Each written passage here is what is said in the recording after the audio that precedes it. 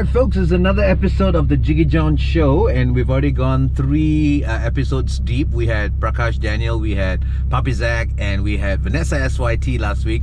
And today, or this week, I'm going to change things up a little bit because it's time to speak to a man who knows quite a fair bit of branding, because he's like a walking billboard himself. And today's guest is... Let's take a look. Come on in, my man. Come on in, come on in. He's being a bit shy there. Look at the man in red. It is Mr. Esports himself, Allan Phang. What's up? What's up, Holmes? Jiggee? How are you, brother? Long time. Yeah, man. How are you? It's been a while. You want to strap in first? Yeah, I love your hair. Thank you, sir. Is that real? It is? Dude. Yes. You're asking a retired clown if his wig is real. Retired? That's right. Cannot. Cannot. I've done this before. Anyways, excuse me, but yeah, so sorry. I know, I'm just like, okay, father's hotel. You got license, right? God. So, alright, well, I mean, I expected you to be in that. So for those of you who don't know, Mr. Allan Phang is the face of esports. Is it AirAsia Esports or Esports AirAsia now? Which? AirAsia Esports is fine. Okay, great. So, funny thing is, when I met you, you were into paintball. That's right. I'm like, how in the world have you gone from paintball to I know. you know, all that you do right now, man? That's crazy. It's been a journey itself. Started paintball for 10 years. Okay. Right. That was also by chance. Really? I was just playing for fun, right? Then a group of people came together and said, hey Allan, why don't we make a business out of it? You know, going back to that memory, so that was 2000, when I met you was 2006. That's right. So viewers, we were both bachelors on Malaysia's first and only, I think, bachelor show. It was Cornetto Love, perhaps. In fact, I should get all the boys in the carpool, man. We should actually get at least whoever is. I've bumped into Darren a few times, Keegan a few times, just these 2 boys. But yeah, it'll be awesome to get the blokes who are still single and available anyways. But yeah, so you know, back then when I met you on the show, you were paintball. That's right. And we did one of the episodes there, if I'm not wrong. Yeah. Wow, you got a good memory, man. I do, in Bukit Jalil, right? That's right. Yeah. So you were running it, you founded it, or what was the story with that whole paintball thing? Yeah, I was part of the group that managed the paintball site. Okay. But I was still as an employee back then. Then at the same time after that, I moved on to doing events management and supplying the equipment. No kidding, you did events as well? Oh, okay, paintball events. Yeah, paintball events, right. Like international ones as well as local ones. And also import-export business, all the equipment, all the barang mahal tau. Okay, so let's cut to the chase. How in the world did you get into esports? One day on the 7th year, Tony Fernandez came to the office. Which office? Your paintball office? Yeah, the paintball office that we sell the equipment. Yeah. He came in with his son. He's wearing like shorts. I'm like, dude, this is Tony Fernandez. Where's the bodyguard? No bodyguard. Okay. Yeah, it's like random, you know, very chill. Yep. Low profile. Like. But what was he there for? He was there for paintball? Yeah, he was buying stuff for him and his son. His son likes to play paintball back then. Right. Yeah, Stephen. So cool, just lion him up. Then he ended up getting more. Just lion him, yeah. and lioning him got you now like you're freaking. Interesting story. Keep talking. Yeah, so it's like the art of lioning, folks. Yeah. Yeah, me and my colleague just lion him, and we invited him to join our events. He flew over to our event, Paintball World Cup Asia Langkawi. Okay. In the island of Langkawi. He came with his other associates. Yep. Played in the same paintball team with his son. Okay. And that's interesting. And yeah, after that, got to know him, and that was it. Yeah. On the 7th year. Then on the 10th year, when paintball was not doing so well in Malaysia because of the government regulations, clamped down and all that, right? Really? Yeah, because it's like under firearms law, you need to have a license to own the marker and stuff like that. Oh wow! So the whole industry collapsed. So happened, coincidentally. Wait, sorry. So paintball is not what it used to be anymore. Yeah, it's not. It's not like a good old glory days, right? Oh no! Yeah, so most of the operators probably went belly up. That's right. Wow. So thank God I left just before that incident happened. Your exit was on very timely, yeah? Very timely. So I left 3 months before the incident happened. Oh wow. So I was thinking, what do I do next? I'm gonna chill. And after that, like, hey, why don't you? Someone suggested, one of my friends said, why don't you email Tony Fernandez? So like, oh yeah lah. Okay. So randomly email him, hey Tony. Okay. Any job opportunity in AirAsia. Right. That time I counted lah. Oh, he got 16,000 all stars, right? Right. So one extra dude lah, right? Maybe I become a cabin crew or go do operations, you know. Sure got job man. Okay. He janji which one fits me lah. And I guess you had his contact from the paintball days when That's you right. okay, well, I see. And I lion him lah. And it's not like he didn't know who you were. Actually I don't know because there were 3 years later, right? On the 7th year, meets so many the 10th people. year, yeah. How's he got memorized, right? So Okay. email him, random email at 10 o'clock in the morning, pray about it, send, click the send button. Within 7 minutes, 7 minutes he replied me. I like shocked. Wow, so fast Seriously? Group CEO of the company, co-founder, replied me, random dude, within 7 minutes. What did he say? I say like, is this Allan from paintball? I like, wow, can remember some more. Yeah, so I like, yes, any opportunities available, and went for the interviews. Mind you, I'm a college dropout. Really? Yeah, no degree whatsoever. I didn't know that, Allan. So what did Yeah. you, which college were you in and what did you do? I was in Upit for a while, now it's called APU. Yeah, because I was in help, so we were just like Yeah, neighbors. neighbors. So I was We're doing going to be like, passing it now on the way. oh yeah. Memories. I was So what were you studying? I was studying IT, that's like Belajar IT, Cinta IT era. Okay. Study IT, love IT era. So you dropped Yeah. out because? Not my cup of tea, you know. Okay. Then after that I went to Inti Subang, Mhm. studying business marketing. But I always fail in my accounts at maths. Hate it lah. Yeah, of course. So Let's that's not even all. talk about my accounting. I walked out of my SPM paper. Oh. I know. I'm glad I can plus minus and total up my profits and margins lah, you know. Oh man, yeah, that's why I stay in business man. I know. I'm the bare bones lah, you know. Yeah. Chinaman style lah, you know, Oh, using my man. abacus. So okay, so then yeah. how? But I still don't get the esports part. Like, how did that happen? That's also by chance, man. So Okay, wait. So you joined AirAsia. I joined What do you do? AirAsia, so I went for the interviews. I went through 3 different interviews. Yeah. So the person interviewing me said that, Allan, you can join AirAsia. I'm like, why? Last time people call you boss. Now you join here, you have to call other people boss, you know. Oh. So I'm like, okay, can lah, you know. Right, Start right. back from ground zero. Okay. And then like, but last time you meet all those high profile people, like I went to Dr. Mahathir's office, 88th floor, Twin Towers. Really? Meet the king of Malaysia is our patron for paintball events. No the princess way. of Kedah, Okay. also a patron for events. So like, some very high profile, Yep. always appear at the front, Yep. on the stage and stuff like that. So you work in AirAsia, this particular role is back end stuff. Will you scared after you join a few months, then you chow, you know? Of course. So I said, just get a humble pie and let's do it like, you know. Sure. But Just what try was it the out. role they offered you? It's a back-end systems. Okay. So whatever pricing you see on the net or on a mobile app for your meals, your seat, your baggage, Uh-huh. I'm one of the dudes handling that system. So you cannot get it wrong, One wrong, zero, But gone. you knew what you were doing, or you? I don't know. It's like on-the-job training. So start right from ground up. I got no degree for that. So ironically, having kind of sort of started IT, you ended up doing kind of like, you know, Yeah. computer related stuff. back-end systems, doing that for 6 months. Okay. Then after that, got posted to Manila, Philippines, doing regional marketing. Okay. And after that, another 6 months in Bangalore, India, Wow. regional marketing as well. Wow. And then 2 years back in KL, doing partnerships and business development. Okay. And subsequently corporate culture. And then after that to employee engagement and internal branding. Okay. And that's where the esports opportunity happened by chance. So one day in June 2017, Okay. pilot came up to me and said that, hey Allan, Tony know about esports. I'm like, apa tu? I don't know. What's that? Esports.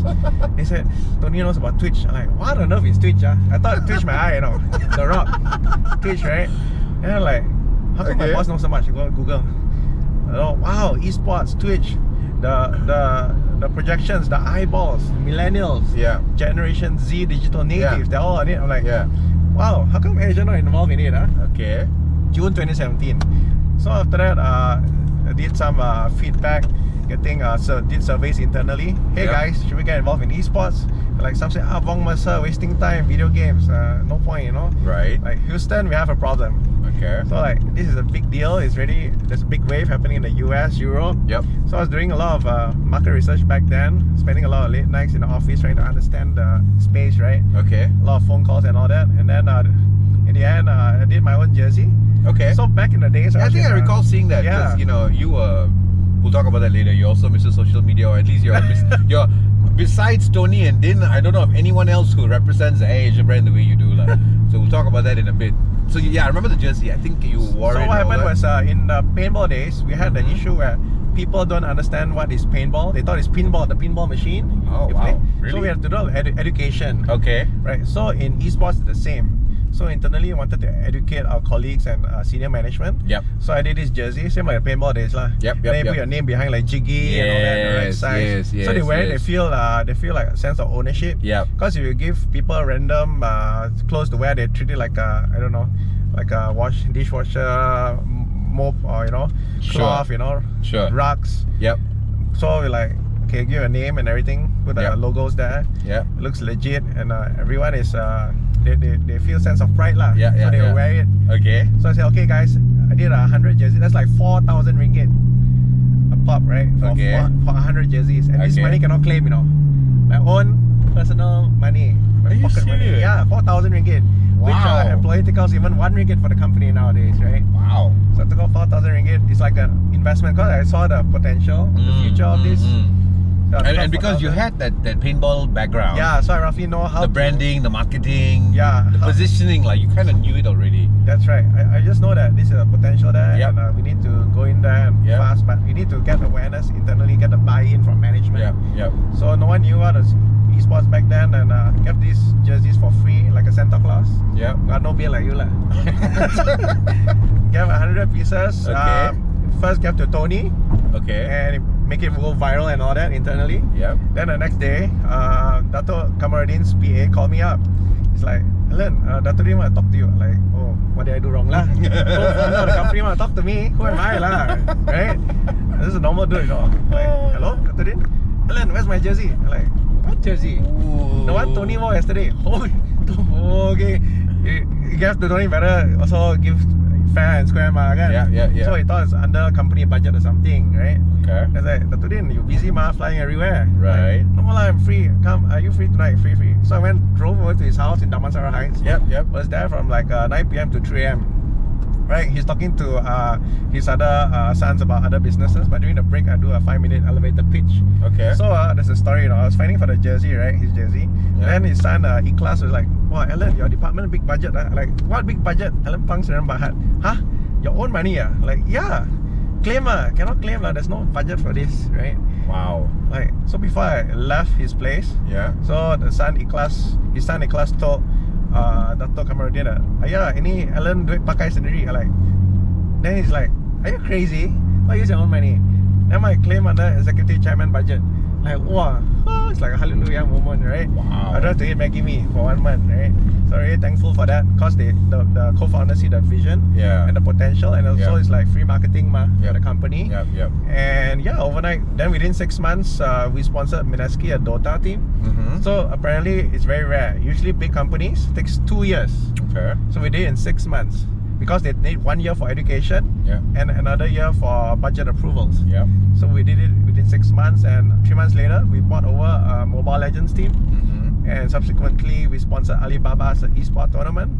And now we're going to build up an esports arena, esports hub, AirAsia Esports Center in Klang. So it's a big deal. It's like step-by-step process. And because of all these activations and progress, I got invited to a lot of esports conferences around the world. Exactly, because I obviously we're Facebook friends, and so I know pretty much where you are and what you're doing, and the same goes with me. You know what I'm doing.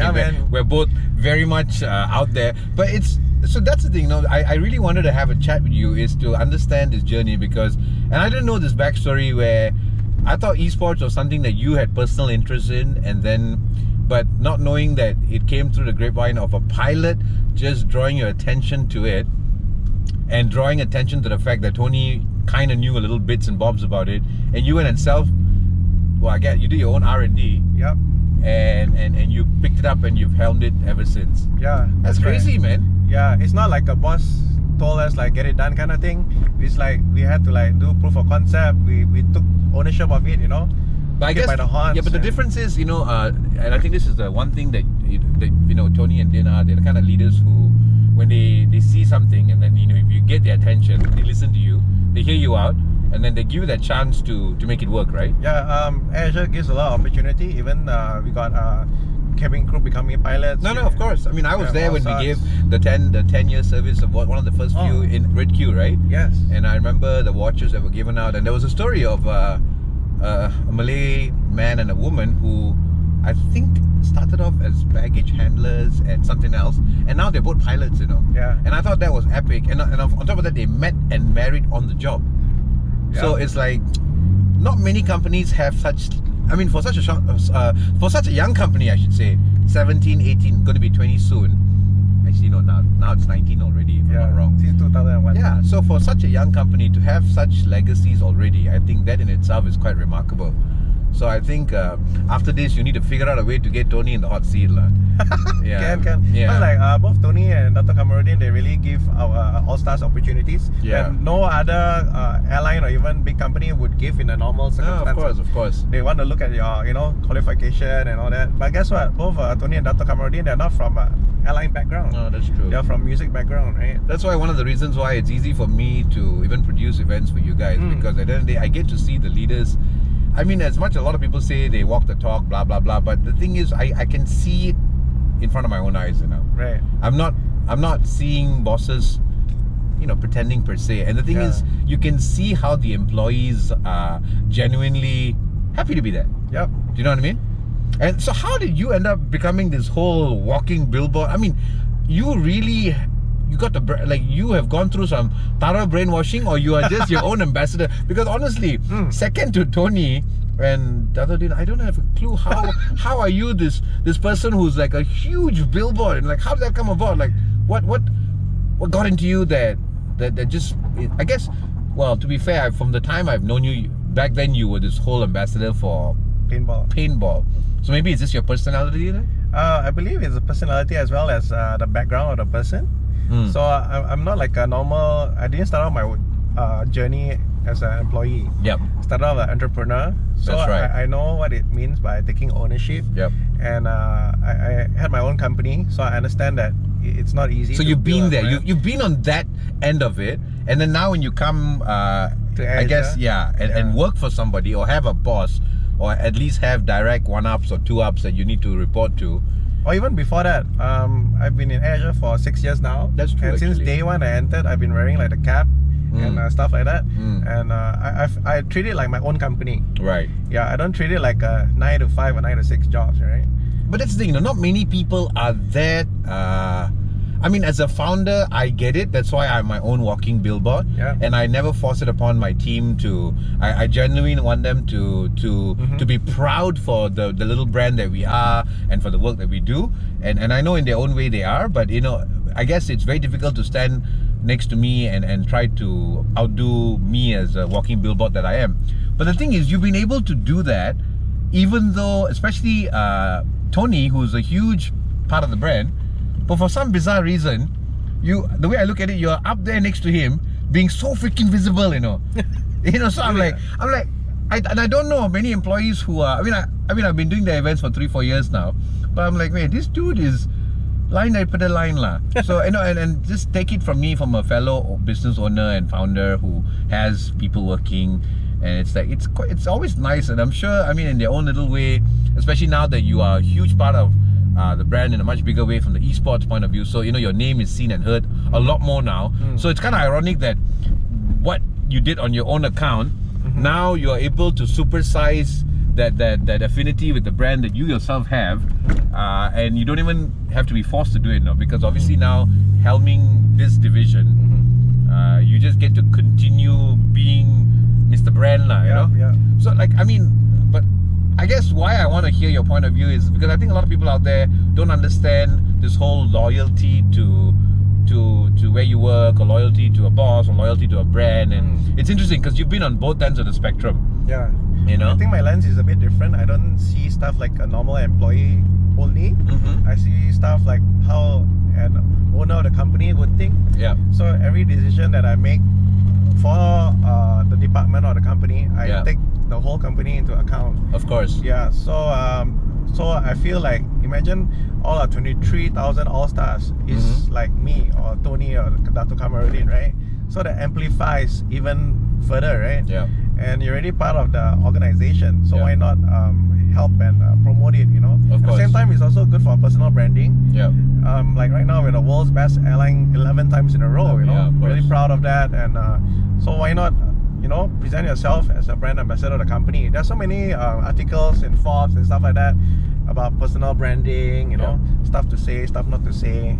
Right. So AirAsia, as even our corporate culture team, during the onboarding session for orientation, we also like share with our employees, our all-stars, what to say, what not to say, Right. Because whatever you post on social media, you're actually representing the brand. No, of course. Yeah, I mean there are cases even in Malaysia, people from other companies saying the wrong thing, then they get pressured by the public, right? Of course. To resign and stuff like that. No, of course. Recently, there's been so much of that. Yeah. I mean, let's not talk about that. But I mean, that's a clear sign of now what you say and do has that tandem effect, the domino effect, and it will bite you in the rear end because social media has become a huge part of it. And and the biggest case in point is the downfall of the last government. Yeah. Because they ruled in a day and age where social media, the power of the pen was no longer in just the classic media, So it's ironic how fast things were. But I guess what I want to ask you next is like, would you ever have seen that from the day you just joined AirAsia to leapfrog 6-7 years now? No, 6 years? I was just 6 like years? going, 6 years already. I was just going the flow, man. No, but would you have did you foresee something of this magnitude even taking place? I mean, subconsciously, I would love that to happen, but it was a process. It's not like overnight. No, of course. And I just have to continue keep doing the right thing. Yep. And just do my best in whatever position I'm given. Right. And So I mean, now you're helming esports. Yeah. Like, am I allowed to ask you like what's next, or personally, like what are the goals that you have, or even if you're allowed to speak in broader strokes about the division that you're helming and what's next with that? Because esports, in all honesty, I don't know of any other big brand that has invested so heavily the way AirAsia has. No other Malaysian company has bought into it so quickly and so heavily. Yes. Am I right? Correct. You would know the industry, so you know who the competition is. So it's ironic, how does an airline company suddenly jump on this bandwagon and actually do it well? So this is the thing, you see. Unfortunately, even in Malaysia, majority of decision makers in corporate companies or even SMEs, their average age is around 40 or 50. More senior people. Of course. They do not understand at all about esports. They already know about traditional sports like football, English Premier League, stuff like that. So when we got into esports, it's not like randomly getting involved. A lot of research was done. I actually flew a lot around the Southeast Asia region because whatever you Google news, right, it doesn't really tell you on ground. It only shows you a very surface level perspective, and mostly it's the US, Europe skewed. And so Southeast Asia, not much information. So I actually went around the region to events, doing surveys, market research, talking to the community, talking to publishers, game developers.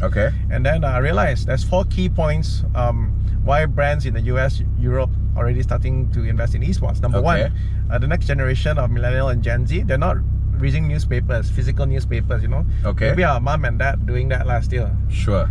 Do you buy physical newspapers? I only read it when I'm in the airport lounges or things like that, because I read the app version on my iPad. It's just so much easier. Yeah, so next generation, no one's buying a physical newspaper. No, not at all. And then the second thing is no one is really watching linear TV, your RTM1, RTM2, TV3, right? Everyone's like your Netflix, stuff like that. Number 3, they're using pop-up ad blockers. So whatever ad you're projecting, they're already blocking it with the software. Of course. Right? So in the 4th one, they're all online. So you want to make sure you're targeting this generation the right way. And out of 24 hours, what are they doing? Even announced by the Netflix in the Netflix management to their shareholders in the year-end statement last year, they said our competition is no longer HBO, it's Fortnite. Fortnite is like gaming. Wow, right? exactly. And then even the Liverpool CEO just said in April this year, we're having problem bringing a new bunch of fans into the stadium because they're all on that Fortnite. Oh my god. Esports. So it's shapeshifter changing lah. That's ridiculous though. Same Jiggee, if I told you 10 years ago, hey, can you pinjam your car, borrow your car, do a Uber or Grab? You're like crazy. Yeah, exactly. Then my car bringing strangers. But now it's shifted. Wow. So there's a whole different industry and revolution happening. So you need to keep up with trends. So that's for AirAsia. We see the potential of it. We see a lot of potential to reach the hearts and minds of the next generation. And imagine if their customer average age of 18 to 20 years old, right? Up to 35, and you capture their hearts and minds now, and then you get to build up within the next 20, 30 years of their journey and user experience. Exactly. Yeah. So a lot of brands still don't realize the potential. I mean, slowly they're starting to come in, you know. So it's good in a way.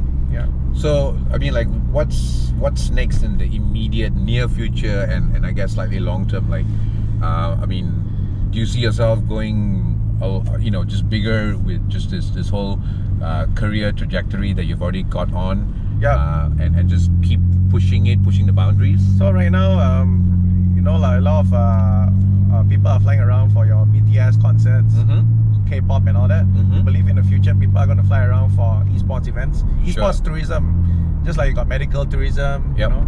So yeah, people will be flying around for esports tourism, and we want to make sure that we are the first choice, top of mind approach in the airline. Wow. Yeah. That's interesting. And what about on a personal level? I mean, personal level, I'm what's your tasked by Tony and Dr. Kamarudin to handle our esports strategy, not only within AirAsia but within our Tune Group ecosystem. So you got like Tune Top, Tune Hotel, Sub Homes, and other like Big Pay. So I'm going to see how we can tie into the esports ecosystem as well. So I guess you got a whole team of people now that work with you, under you? No, just me at the moment, but I work closely with the marketing and branding team. Oh wow. Yeah. Okay. So like I'm an intrapreneur, if I may say. Interesting. Yeah. So, you know, in a way you are now almost back to some of your earlier days when you had to make a lot more decisions and you know, from when you joined 6-7 years ago. Yes, you were in different divisions and different departments and you had bosses again, and now you're back to like, you kind of like answer straight to the big bosses, you know.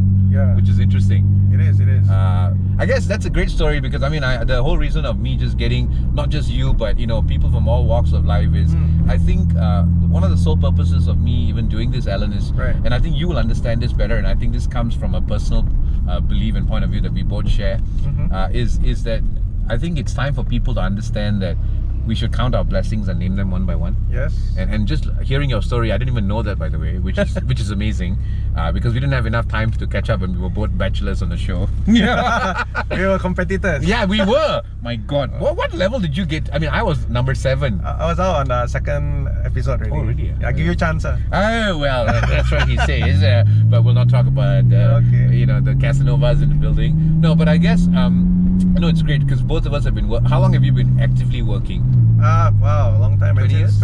Yeah, easily 20 years. Okay, yeah. So I'm like in my 22nd year. So the point is, we've spent half our lives working. Yes. And a lot of people will just look at what we have now and assume it just happened, you know, the way it happened, because there's a lot of the current gen who don't understand that you really have to put in you have to put in that time in order to get it, you know. Like, I mean, even Tony and Din, it's not like it happened overnight. Exactly.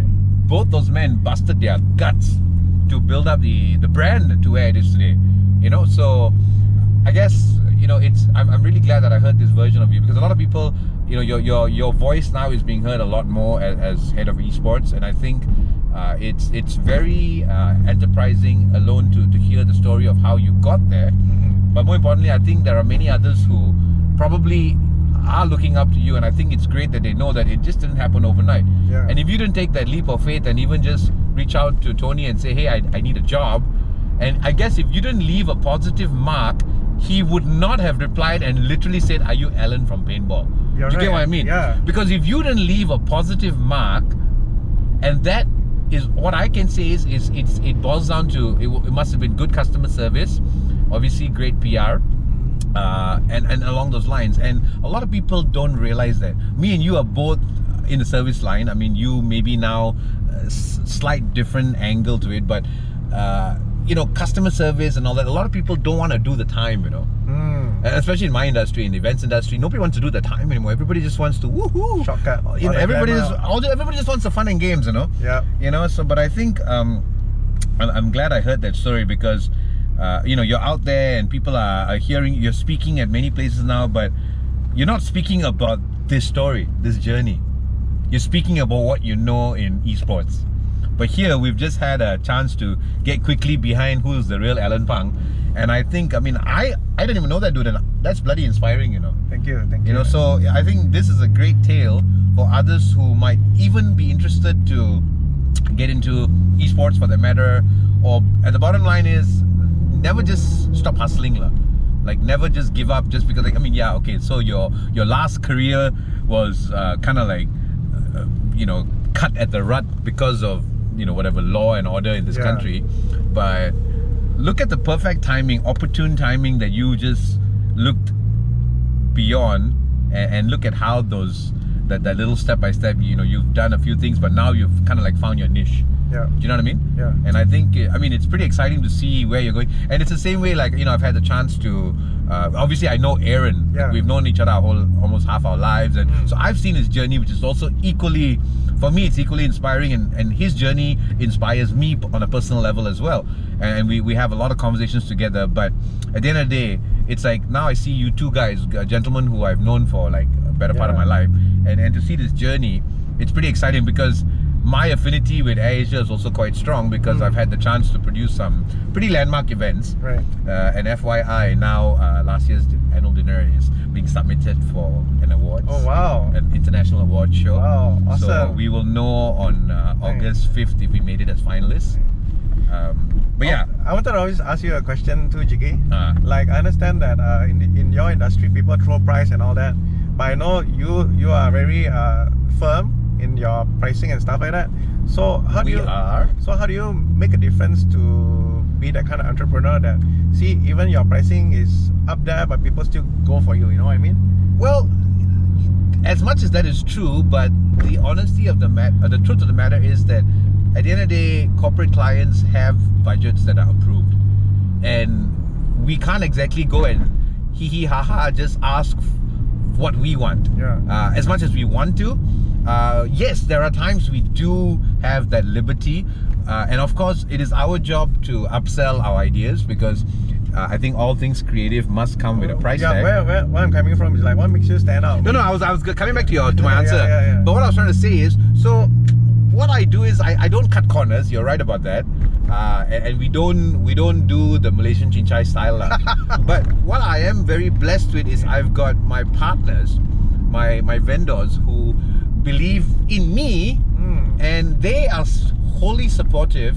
And at the end of the day, business being business, we understand how the industry works in the sense of there's always going to be a price war, and being relevant and being competitive doesn't mean that you give up your standards. So we have been able to strike a balance so far, again by the grace of God, to actually, because that way I'm able to take my client's budget, go back, massage it, work with my third-party vendors, and find equilibrium so that everybody goes away happy. Right. But the bottom line is, obviously, we are blessed that we've got clients who obviously have decent budgets. They're not exactly scalping us for and hanging us to dry, you know, with our blood just dripping out, because there are many clients who'll try to get away with murder. And I'm very happy to say that we have reached the stage where now we can actually say no.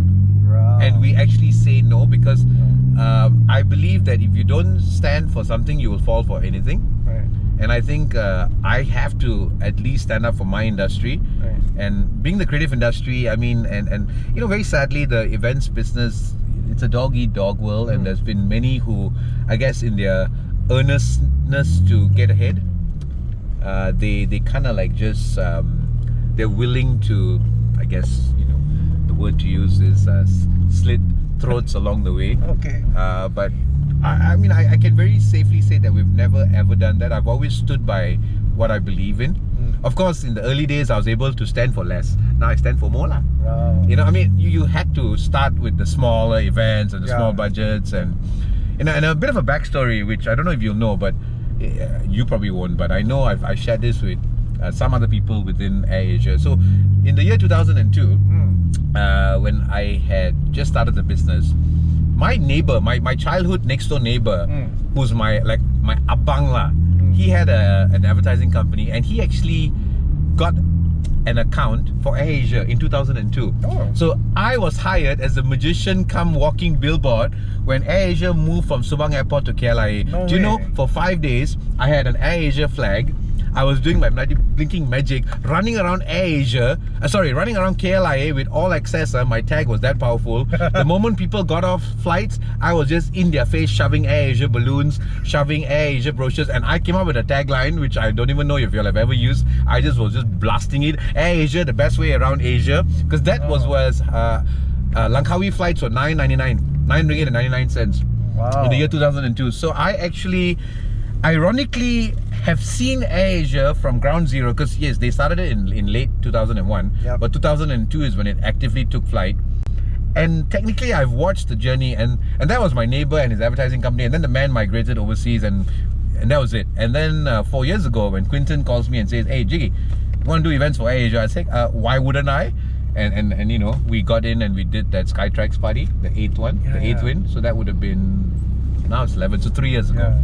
So in 3 years, we've been able to do some landmark events for AirAsia, and technically I've seen the journey, you know. Wow. So it's Oh, quite, yeah. it's really exciting actually. I'm actually very excited that I've had this chance to watch the journey, and also see people like you, people like Aaron.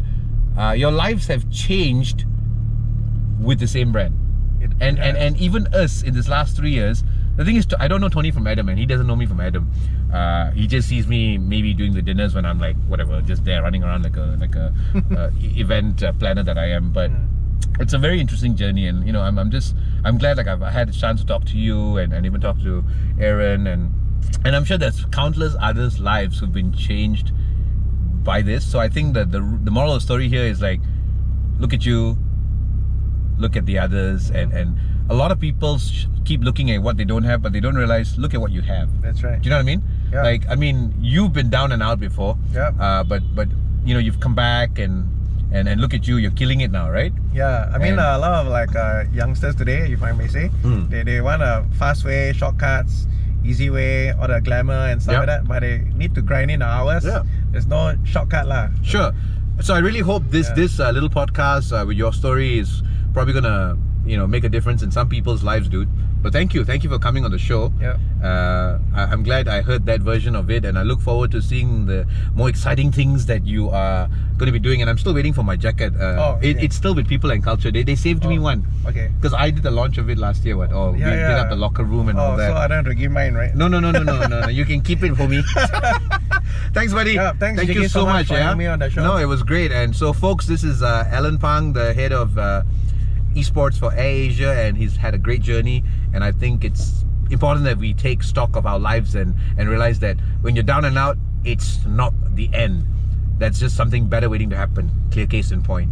So thanks, buddy, and like, subscribe, yada yada yada yada. Yeah. Join our page, join my page, I should say. So this is episode 4, and we've just witnessed Allan Phang, head of AirAsia, head of esports AirAsia. Oh my God, he may lose his job in the process. Don't get me in trouble, but Jiggee Jon the best around. He's a great clown. Get me as a clown. Oh my God, yes, yeah. I refuse to retire as that part, you know. So There's a lot of cool stuff for AirAsia, our events. yeah. If you want to know more, ask him. Yeah, well, I think everybody knows that. Like, Okay. the same way you do, I blasted off the rooftop. So, cheerios! Bye. Roasted.